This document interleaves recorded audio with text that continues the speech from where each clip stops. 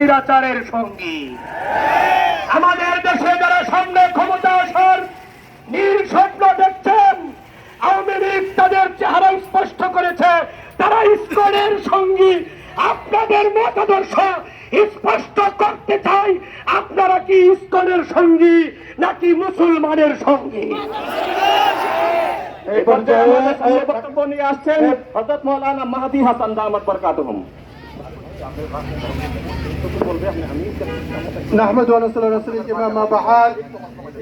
এই ইসকন বাংলার মাটিতে কোনোভাবেই ঠাঁই পাবে না। ভারতের ষড়যন্ত্র বাংলার মাটিতে কোনোভাবেই দেওয়া হবে না। এ ভারতের দালালেরা, তোমরা গুগল দেখেছ কিন্তু গুগল ডিম দেখো নাই। এ ভারতের দালালেরা, তোমরা এই মোল্লাদের পাখি দেখেছ, পাখির নিচে টকবকে রক্ত দেখো নাই। এই রক্ত যখন মাটিতে পড়বে, এই মাটি থেকে তোমাদেরকে উদ্ধার করে ছাড়বে ইনশাআল্লাহ।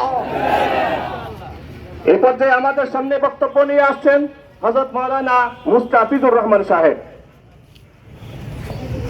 সম্মানিত হাজিরিন, আমাদের এই আন্দোলন বিক্ষোভ হিন্দুদের বিরুদ্ধে না, উগ্রবাদী হিন্দুদের বিরুদ্ধে, যারা ইহুদিদের এজেন্ডা হইয়া বাংলাদেশ থেকে ইসলাম ও মুসলমানদেরকে মিটাবার চেষ্টা করছে। ইসকন যারা, ওদের লক্ষ্য উদ্দেশ্যের মধ্যে একটা হলো বিশ্ব থেকে মুসলিমকে বিদায় করে দাও, বিশ্বকে মুসলিম মুক্ত করো।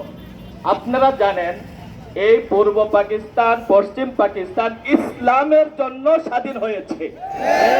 এই স্বাধীনতা গর্ব করার জন্য যদি ইসকন কোন ষড়যন্ত্র করে, মুসলমানের রক্ত থাকতে কেউ তাদেরকে ছেড়ে দিবে না।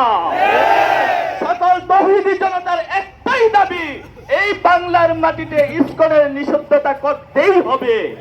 সরকার বাহাদুরকে বলবো এদেরকে নিষিদ্ধ করুন। আল্লাহ আমাদের সবাইকে তো সম্মানিত শরীয়ত